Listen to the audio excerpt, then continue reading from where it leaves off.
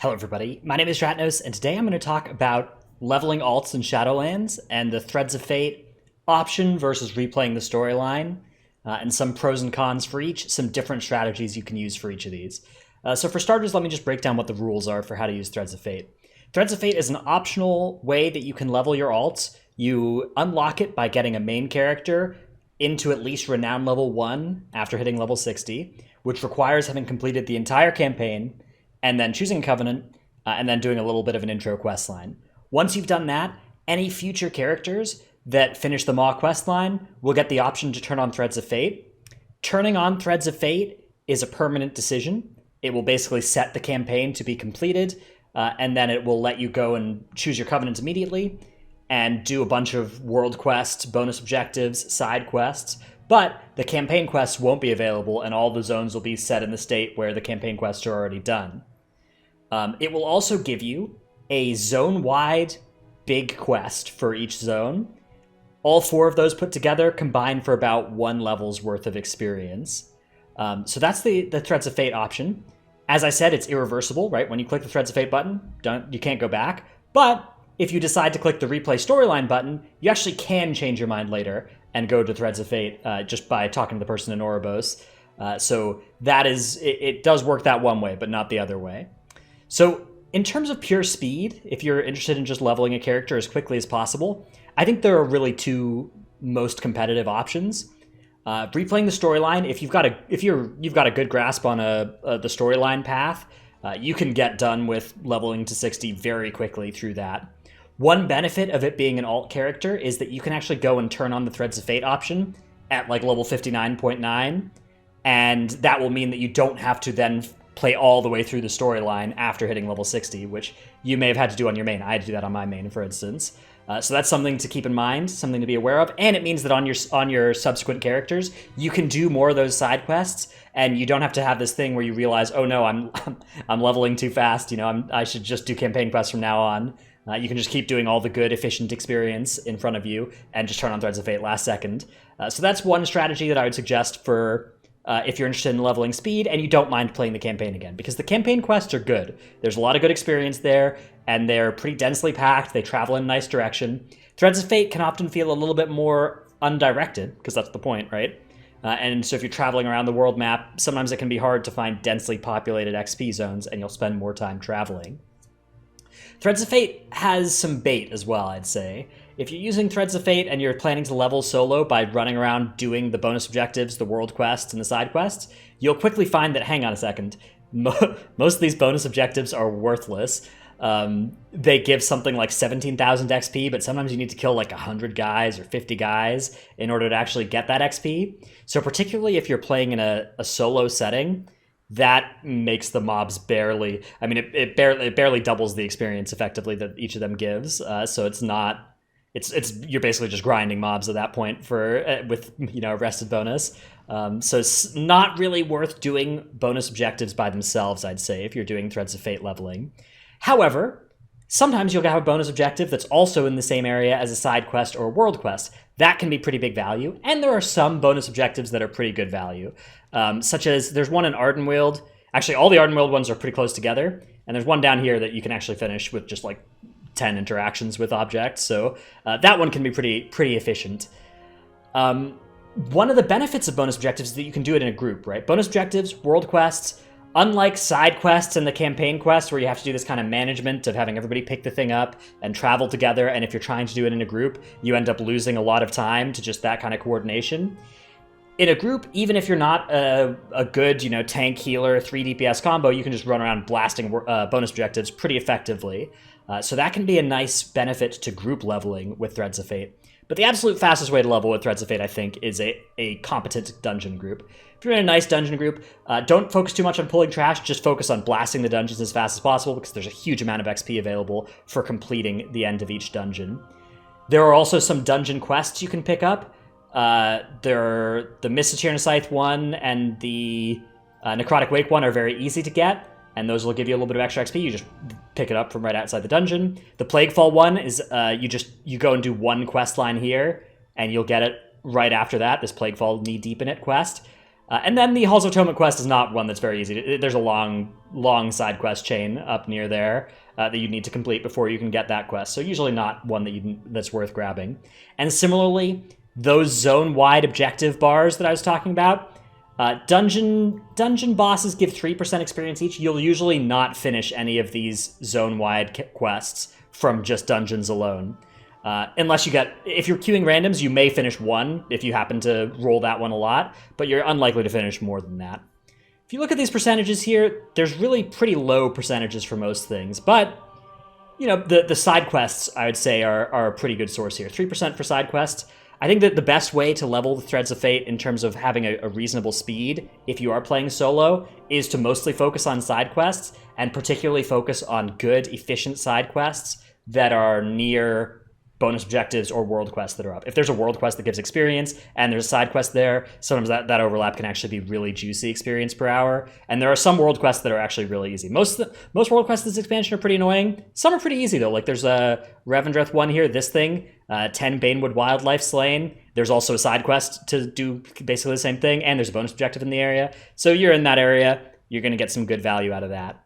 So all in all, it's a little bit slower to level with Threads of Fate on, I would say, than the campaign for average-ish players. And the better you get at it, the more possible it's much more possible to optimize the campaign for speed than it is to optimize the Threads of Fate path for speed. So if that's what your life is about, it's probably not actually the option for you if you're just trying to get 12 characters or 30 characters or whatever to level 60 as soon as possible. I wouldn't recommend Threads of Fate, but it can be a nice option. Getting your Covenant ability early can make your class feel a lot better for some of them. And there are some good benefits to doing Threads of Fate. One thing to note is that there are some side quests that you're going to want to have done. There's these side quests near the Halls of Atonement that unlock the Avowed reputation. So if you're interested in that and you're interested in crafting the stuff that you need for that, I think that's required for either feasts or alchemy or something. That might be the kind of thing you'd want to do while leveling. Recently, in my Kyrian campaign, there was a companion available, but I needed to do these side quests near the Temple of Humility first. And so if I'd just done those while leveling, which I did on a lot of my other characters because I picked Threads of Fate and did all the side quests to level, then I would have saved time, right? So it may take a little bit longer to go from 50 to 60, but if you're knocking out particularly, I would say, all the side quests in the zone of the Covenant you're going to choose, they may become relevant at some point during your Covenant campaign. They may allow you to get an extra companion or something like that. So I would consider doing that, particularly if you do want to use the Threads of Fate. I would say focus on clearing out your zone where your Covenant is going to be, to the exclusion of the other ones. But there's some good quest chains to do everywhere. I was mentioning the ones up there for the Avowed stuff. There's little mini quest chains, like the ones around the Theater of Pain are really quick and easy, pretty painless. Ones up here in Maldraxxus. And another benefit of the Threads of Fate leveling is you can get anima while you're leveling. Because the world quest rewards that reward anima, they function. I wouldn't say that this is actually that big a deal. Anima as a resource isn't something that you're too concerned about. The main function of anima, in terms of something you really care about, is the weekly quest, and you can't get that while leveling. You can't progress your Kyrian campaign or whatever Covenant you pick while leveling.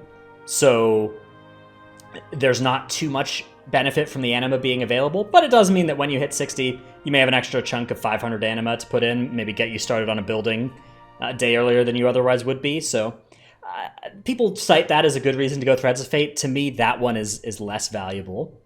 But yeah, those are the main thoughts I have about the Threads of Fate leveling. It's not a good option for everybody, but it's a nice option if you don't like the campaign, if you don't want to replay through the campaign. Or if you want to just knock out all the side quests in your zone, knock out all the side quests everywhere, maybe pick up all the flight paths on the map.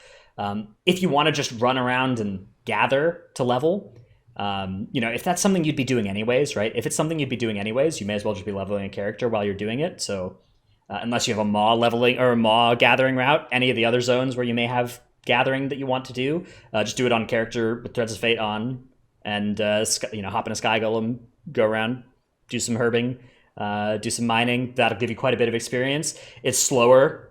Herbalism or mining is definitely a slower way to level than doing any of the other methods, but if you'd be doing it anyways at max level, you may as well be getting that experience, right?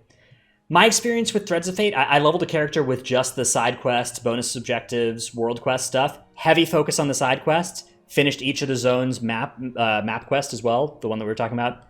Map quest, that reminds me of the old app. But they finished each of these for the 4 zones. It took me about 7 hours to go from 50 to 60 with that strategy, but it was much more relaxing, I'd say, than doing it with the campaign on. I was kind of just vibing out, going around wherever I wanted to. I gathered a lot of resources along the way as well, because I had herbalism and mining on that guy.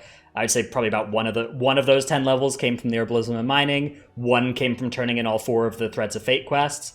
And then the rest came from most of the other stuff. I mostly ignored the bonus objectives, and I only finished them if I happened to already have done at least like 50% of them. The experience on these things is so bad. You really shouldn't finish bonus objectives. Even if you're sent there for a side quest or a world quest, unless you're able to make substantial progress into them, or there are other people there doing it that you can yoink their tags from. But if you're playing solo, those things are big avoids for the most part. You can just do some quick math and see like how little they progress so slowly. You're getting like 1 or 2% per mob you kill generally. But the side quests are good. There's a lot of great side quests in Shadowlands, and so if you just fly to each zone, do those ones, do the side quests you like, do the stories you like. This can be a really effective way to level that doesn't really force you to kind of... One of the things about the campaign is that you're kind of forced to spend about the same amount of time in each zone if you want to be efficient with your speed. That's a little bit less true on your alts because you can turn on Threads of Fate at 59, like I was talking about. But it's still somewhat true, right? Where you if you really like a zone, you probably are incentivized to move out of there before you'd like to. And if you really don't like a zone, you're still kind of forced to go there.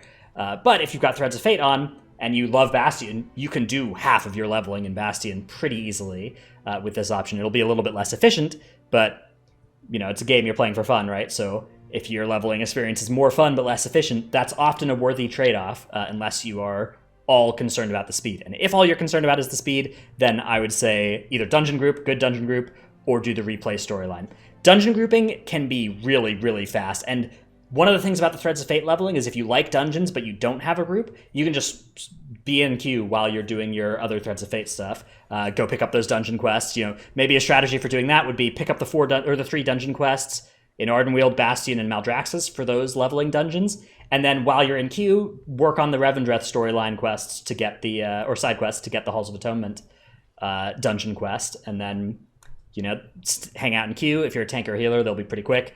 Even if not, though, I think that DPS queues are pretty quick right now on NA at least. So those are just some of my thoughts about the Threads of Fate leveling option. I've leveled 1 character through the campaign, 2 characters through dungeon spam, and 3 characters through some combination of Threads of Fate activities. I haven't done another character through the campaign just yet, but I will at some point, because my first character through the campaign, I really missed all the story because I was trying to go as fast as possible. That was the first day. Anyways, hope you enjoyed this video. Hope you maybe learned something. If there's something about Threads of Fate, some optimization for leveling in general, or something I hadn't considered about it when I was kind of weighing those pros and cons, do let me know in the comment section below. But otherwise, that's the end of this video. Come check out my Twitch stream, twitch.tv/Stratnos. Thanks everybody for watching. I'll see you in the next one. Bye.